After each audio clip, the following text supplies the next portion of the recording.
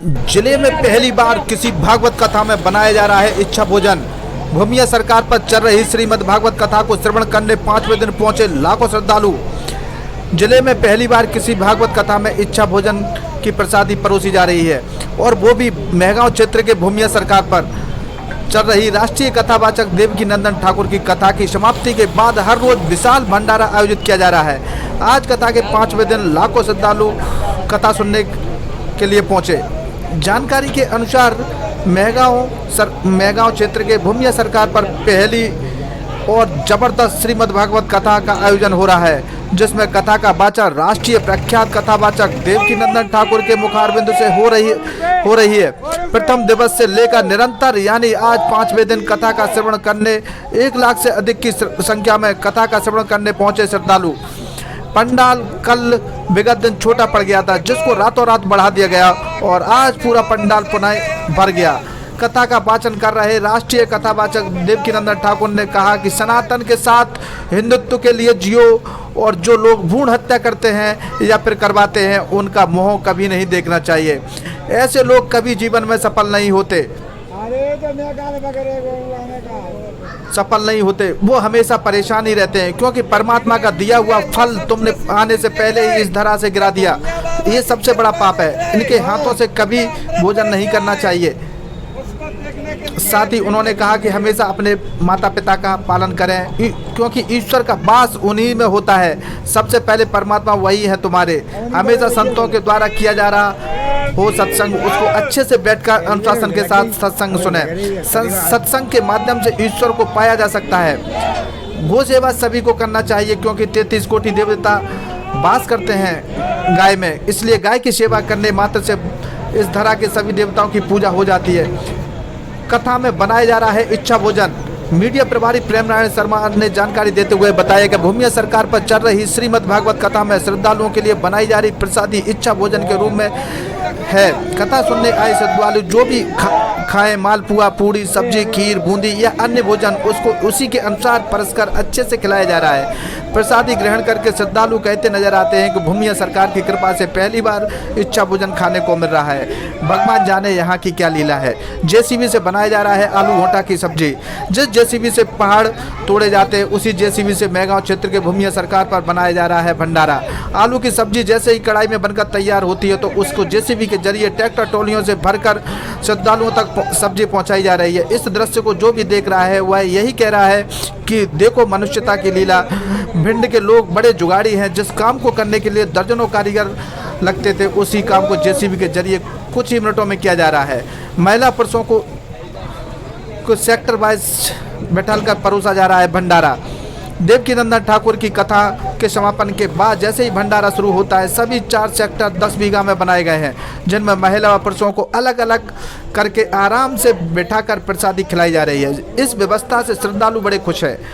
उनका कहना है कि इच्छा भोजन वो भी इच्छा अनुसार परोसना, इतनी बड़ी तादाद में लाखों की संख्या में इस भीड़ में इच्छा के अनुसार भोजन मिले, भगवान ही जाने यहाँ की लीला क्या है। भीड़ में भूमिया सरकार की बड़ी कृपा है। हलवाई के द्वारा बताया गया लाखों श्रद्धालु हर रोज भोजन कर रहे हैं। इसी ट्रैक्टर ट्रॉलियों में भरकर सेक्टरों तक पहुंचाया जा रहा है प्रसादी।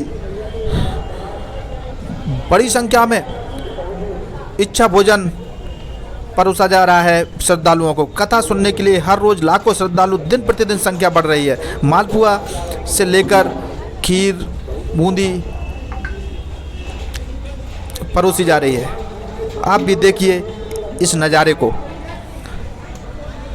जेसीबी से जिस जेसीबी से पहाड़ तोड़े जाते थे उसी जेसीबी के जरिए ये भंडारा बनाया जा रहा है। आप लोग भी इस प्रसादी को ग्रहण करने पहुंचे भूमिया सरकार के दरबार में, जो देवकी नंदन ठाकुर के मुखारबिंद से इस कथा का वाचन हो रहा है। आज कथा का 5वें दिन समाप्ति के बाद सेक्टर वाइज महिला पुरुषों को बैठा कर भोजन खिलाया जा रहा है। जेसीबी के जरिए भटिया तक पहुंचाई जा रही है लकड़ी। आसपास के गांव के लोग बड़ी संख्या में तन मन धन से इस कथा के साथ भंडारे में लगे हुए हैं। हर रोज गांव के लोग बड़ी संख्या में पहुंचकर अपनी अपनी जिम्मेदारी बखूबी से निभा रहे हैं। कोई पानी परोस रहा है तो कोई खीर परोस रहा है तो कोई सब्जी परोस रहा है। कहीं किसी को कोई परेशानी ना हो भंडारे खाने में, सभी को यथा स्थान पर बैठाल कर प्रसादी परोसी जा रही है। देखिए खास रिपोर्ट प्रमोद भदौरिया के साथ। आज भोजन 80,000 लोगों के लिए तैयार हो चुका है अभी जी। अब आगे के लिए महाराज जी की कृपा है और आगे बढ़ेगा तो और चलेगा। आप भोजन बनाने के लिए कितने लोग लगे हुए हैं? कम से कम 150 भाई लगी हुई है जी और 150 लड़के लगे हुए हैं कारीगर से। जी जी। क्या क्या भोजन बना है? बूंदी, पूड़ी, सब्जी, मालपुआ, कभी कभी खीर, सुबह बाल भोग में सूजी का हलवा, पोहे, पकौड़ी, जलेबी। अच्छा भोजन बनाया जा रहा है। पर्याप्त संतों के लिए जमते सब कुछ। जो आपके यहाँ जेसीबी चलाई जा रही है, इसका क्या महत्व है ये बताइए जरा। जेसीबी का महत्व यही है, गर्मी का समय है, पहले बना के अगर रख देंगे सब्जी तो थोड़ा ख़राब होने का डर रहता है। इसमें टाइम टेबल रहता है, 50 मन आलू एक बार में आ जाते हैं, इसलिए इसको समय पे ही जब पन्नती का बैठने का टाइम होता है तो इसको 4 बजे निकालना चालू कर देते हैं। ऐसे ऐसी 2 कढ़ाई निकाल देते हैं, उससे अपना कारीगर का लेबर भी बचता है, समय भी बचता है और स्वाद का भी अंतर रहता है। अच्छा, लेबर नहीं निकाल पाती, इतना बड़ा वो है? निकालने को लेबर भी निकाल सकती है, उसमें क्या है 50 मन की एक बार में गर्म कढ़ाई में जल्दी जल्दी निकालने से थोड़ा सा नीचे लगने का, सब्जी लगने का, ढकने का वो रहता तो है। इसलिए जेसीबी का सहारा ले लेते हैं। जेसीबी का सहारा लेते हैं। इससे क्या है कि एक बार में 3 ट्राली निकलती है जेसीबी से तो निकाल देते हैं उससे। तो कथा का आज कितना, कौन सा दिन है जरा? आज कथा का 5वां दिन है हमारे ख्याल में। अभी कितने दिन और चलेगी? 3 दिन और चलेगी कथा। ये ऐसे भंडारा प्रतिदिन होता है क्या? प्रतिदिन बढ़ता चला जा रहा है। पहले दिन से ही 15,000 20,000 आदमी का हुआ, तीसरे दिन 40,000 का हुआ, ऐसे करके 50 का, आज 80 का महाराज जी ने आदेश किया है कि 80,000 से कम मत बनाना। और फिर समय के ऊपर, भक्तों के ऊपर है, अगर भक्त आते हैं तो और भी तैयारी कर दी जाएगी। नाम क्या है आपका? जो रूप हलवाई के नाम से जानते हैं। दंदरुआ धाम के विशेष करके अपनी सेवादारी रहती है। दंदरुआ धाम में जितने भी आयोजन होते हैं अपने माध्यम से उनकी सेवा में चरण सेवक हूँ महाराज जी का। उनकी कृपा से ही आज ये सब यश फैला हुआ है। दंदरुआ महाराज जी की कृपा से वहाँ से हम जीरो से बिल्कुल हीरो बने हुए हैं।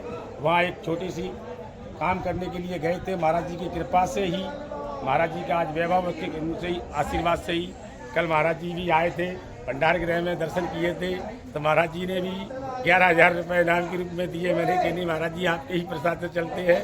महाराज जी ने कहा नहीं नहीं नहीं बेटा रखो, हम प्रसन्न हो गए तुम्हारे ये देख के इस भंडार गृह को। ठीक।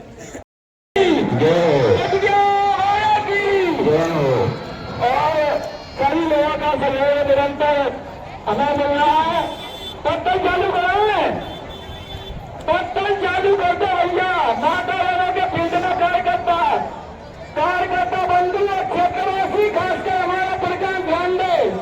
आपका कनेक्शन हमसे बराबर चलता है ताकि कार्यक्रम आगे की ओर बिजली चलता रहेगा। उधर संतों की पंगत पूरी हो रही है। माता रानी